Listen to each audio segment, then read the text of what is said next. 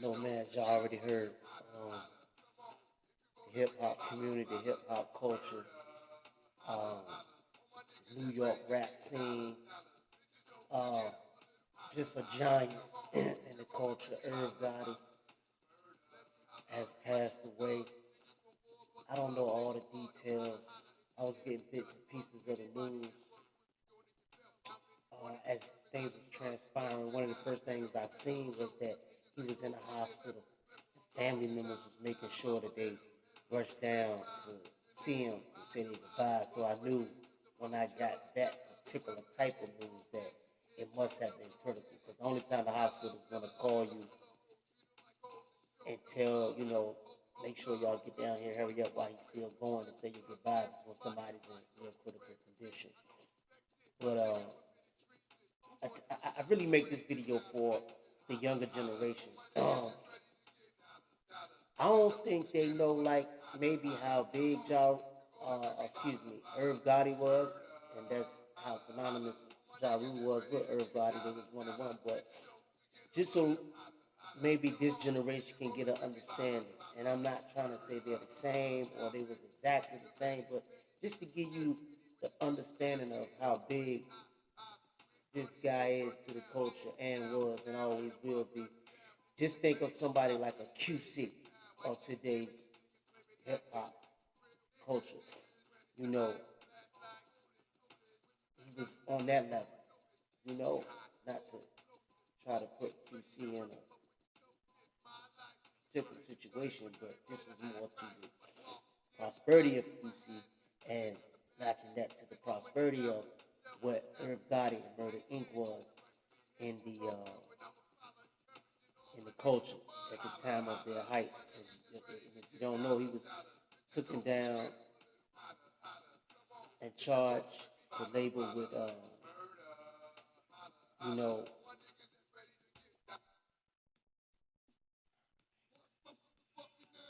a lot of crazy things, dealing with some stuff to bring the label down. But nonetheless, they tried to say Murder Inc.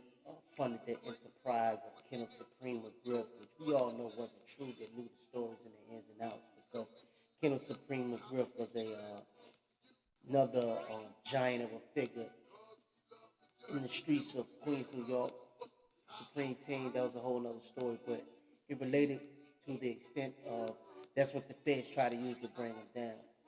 And if you hear the music in the background, I'm giving a little tribute for this particular video for Irv. And everything you hear in the back is something that has to do with him. It's Murder Inc. You could he's man, this is big. He's responsible for countless of careers and some of the propulsion of careers. Let's start right with the biggest of them all, Jay-Z. I'm not going to say he's responsible for Jay-Z's career as a whole. He played a major part in it, I believe, to the effects of the negotiations when it came time for Jay to get his first deal down at Def Jam. Not to mention that, Irv was already beginning his budding executive career and had plans to, have a group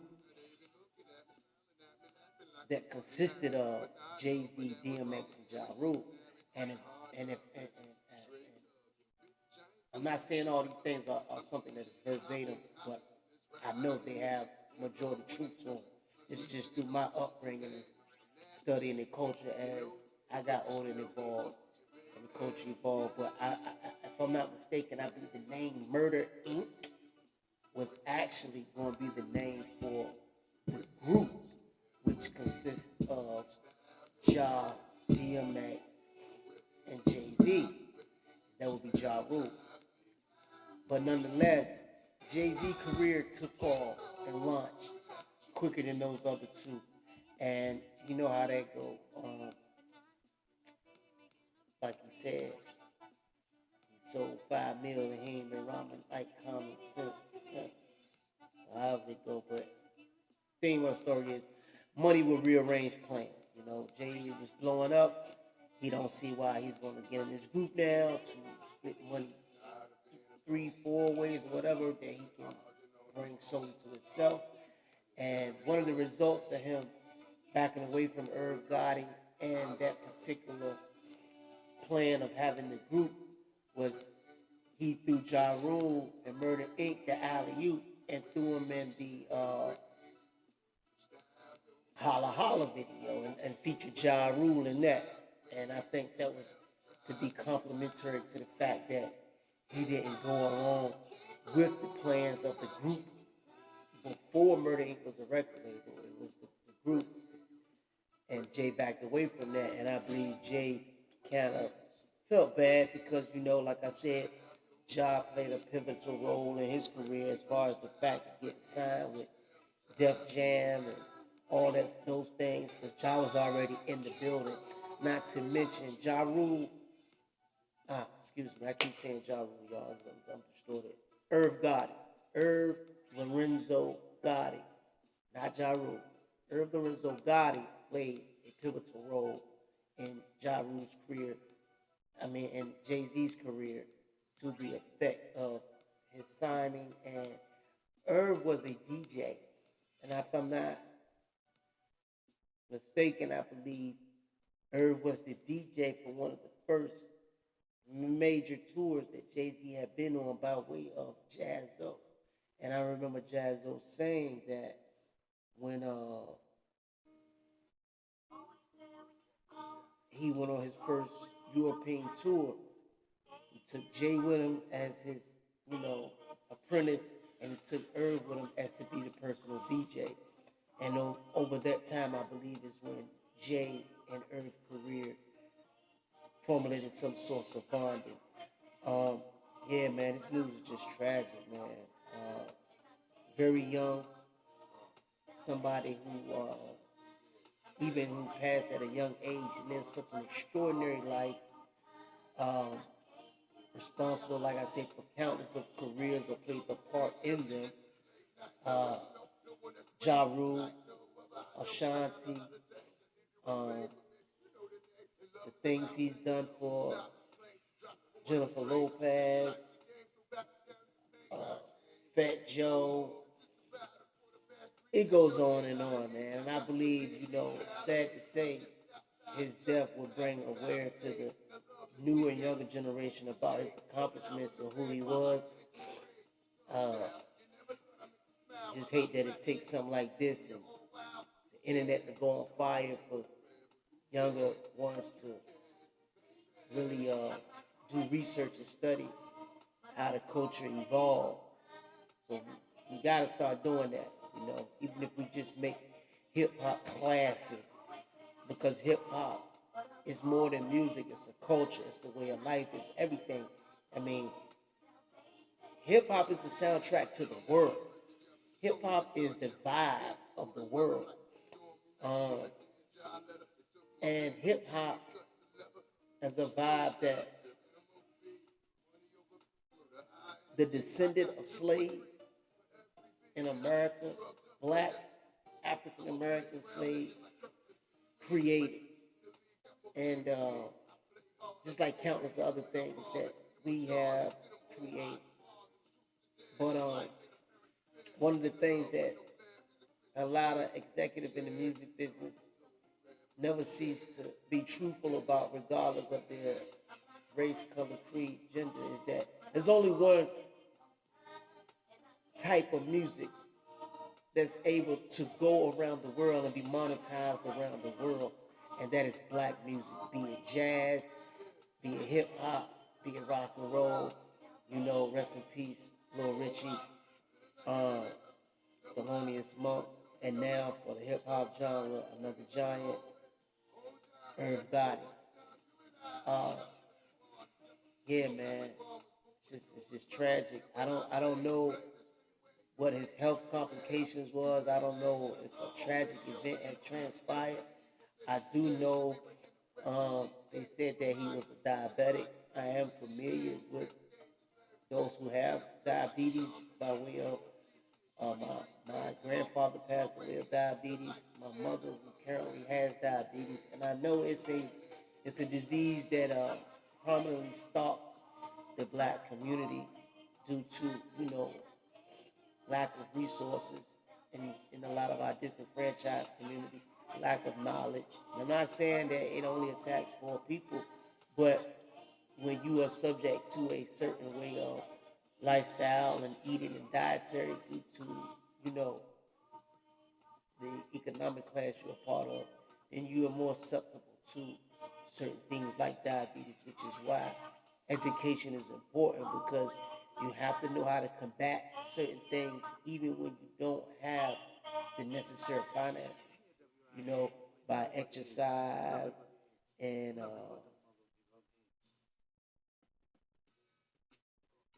things of that nature.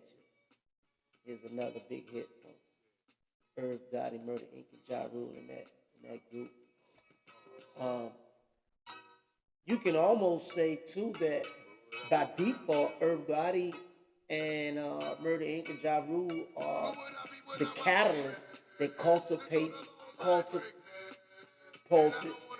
50 Cent's career. Pretty sure y'all aware of the beef that 50 Cent had with Ja Rule, Irv Gotti, and Murder Inc. And even more in depth with the Supreme Team or Kenneth McGriff per se. And that whole circle was supposed to have been somewhat responsible for the actual shooting of 50 Cent.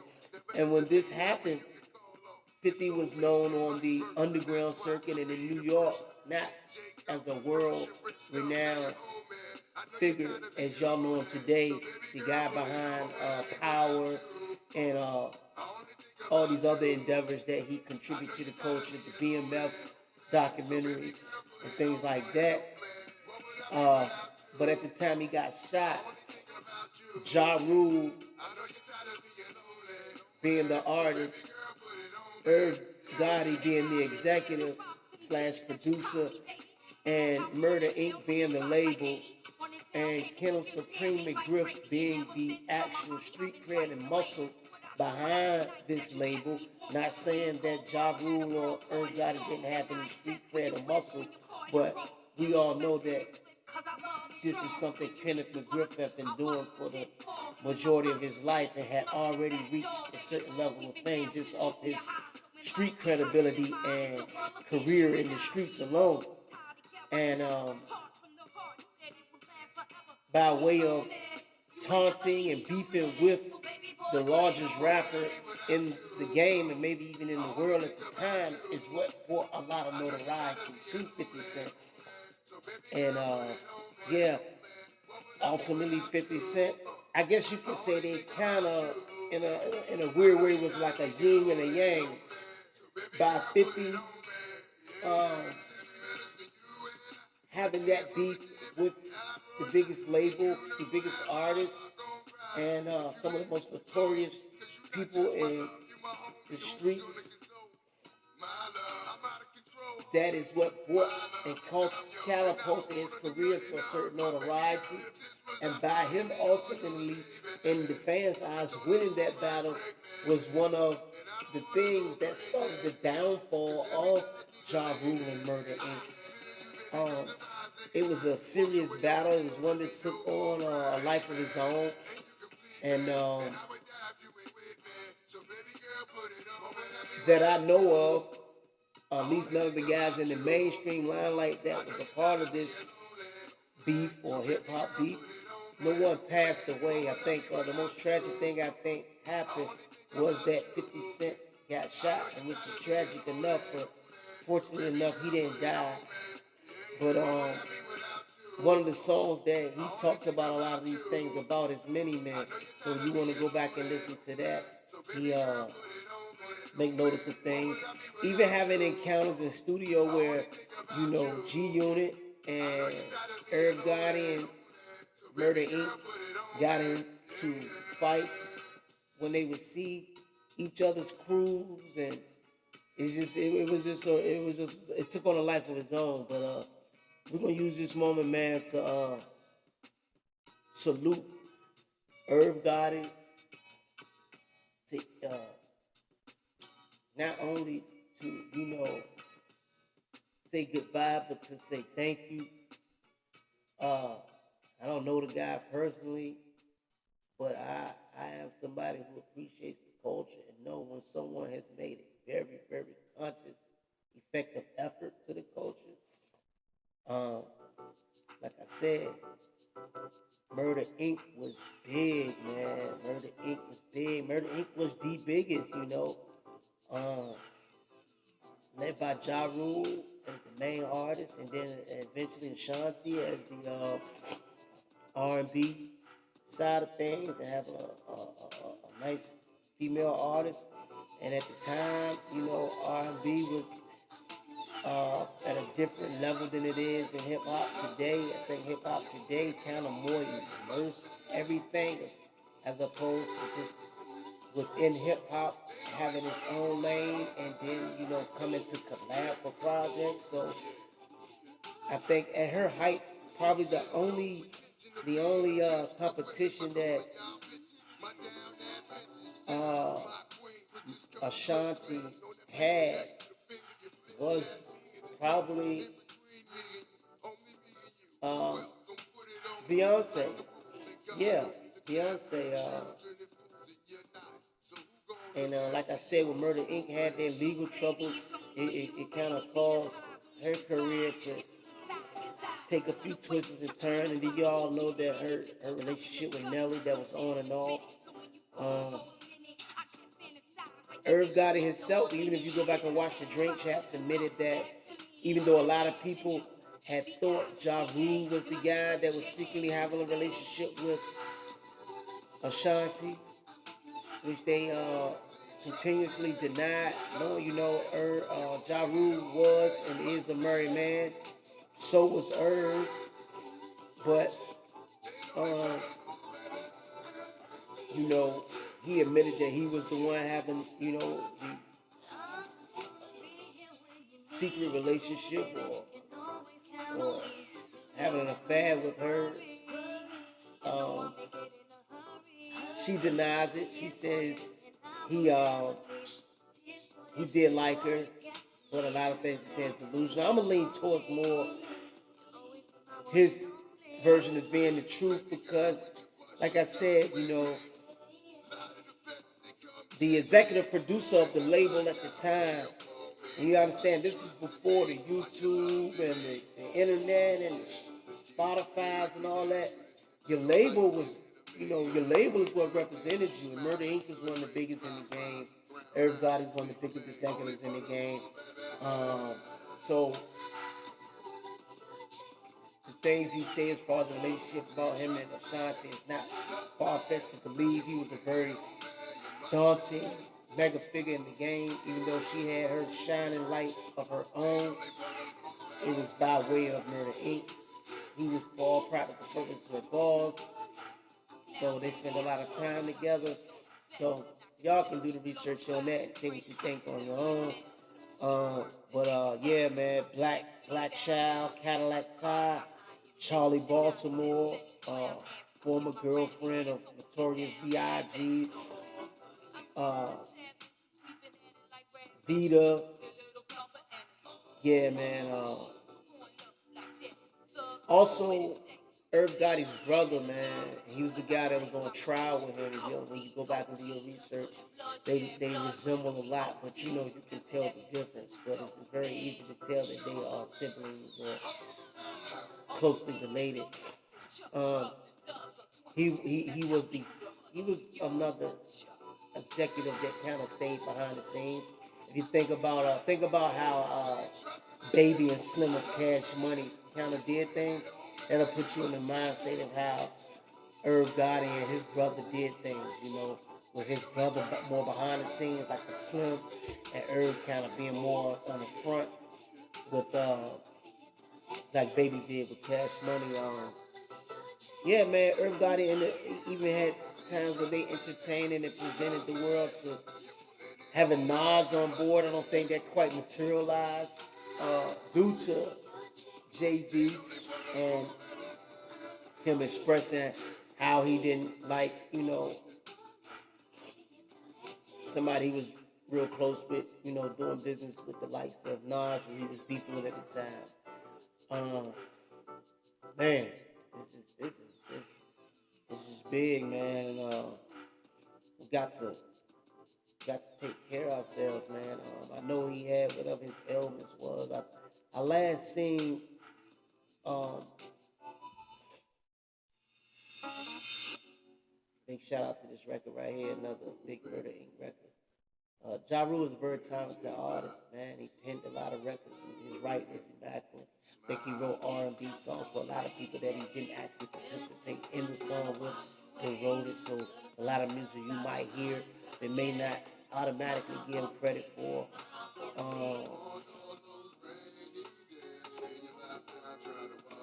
Yeah, man. This is probably one of the songs he would use to contribute and sing for man, man. Rest in peace, Irvin Gotti, man. Culture's gonna miss you, man. I know you're up there with your man X now, you on DMX.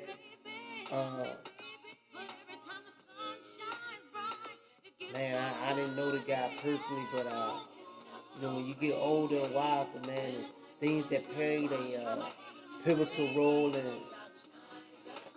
your upbringing and things you enjoyed in the culture, man. Yeah, man, life is precious, man. Life is precious. And we lost Irv here, I believe, at 50, 54, 55, they said, I'm not sure. So just imagine, man, like, and we're saying that was too young, which it is, to lose such a great, or anyone. But, so can you imagine the Tupac and Biggie lost? We lost those guys at 25, 24 years old.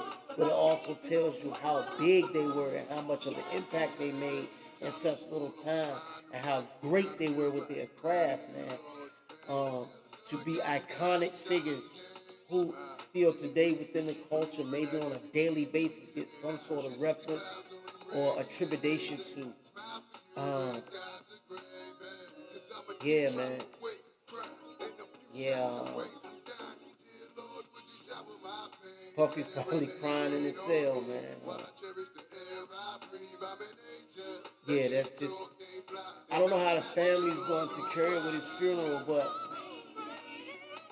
this will be one heck of a funeral, man. One heck of a going away celebration. I can't believe no name in the business would be spared for not attending such a service. Yeah, man.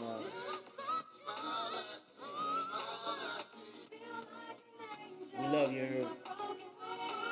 There's your contributions playing in the background, man. Murder Inc., man. This is the best of Murder Inc., man. And even though you're gone, you'll never be forgotten. You left countless contributions to be remembered by. And y'all do his family a favor, do him a favor, man. Let's bang that Murder Inc. I don't know who get the residuals. Hopefully he does. And if he don't, I'm pretty sure it's some, if not most, he would. He'd start really bringing his career and the label back up since the bullshit, I'm not gonna hold bullshit that the feds did, the federal government did to Murder Inc. because they was mad that he gave a former friend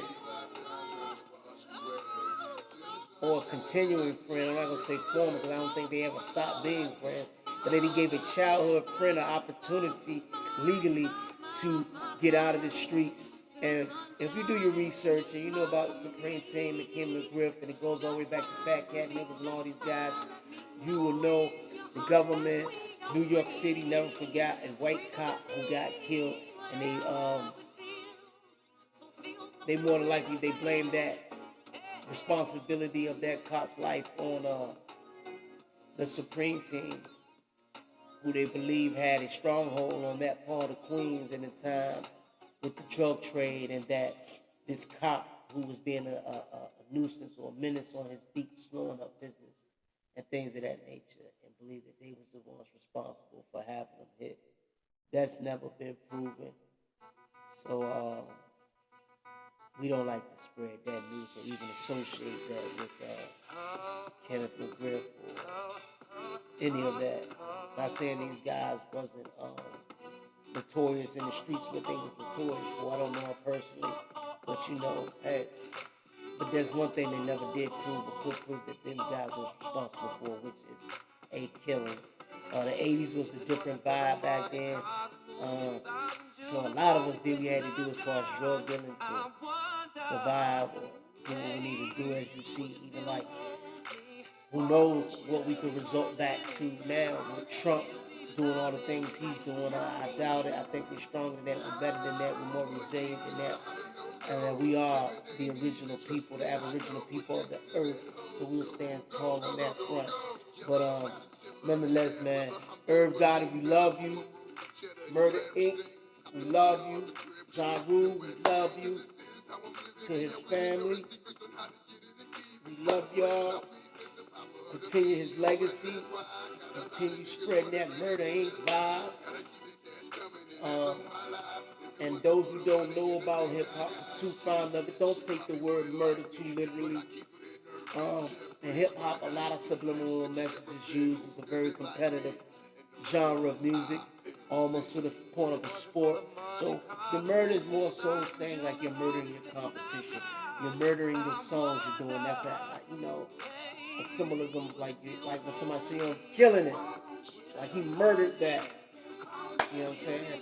So I know a lot of times, like he did in his court findings, try to use your name to associate you with actually being a bad person.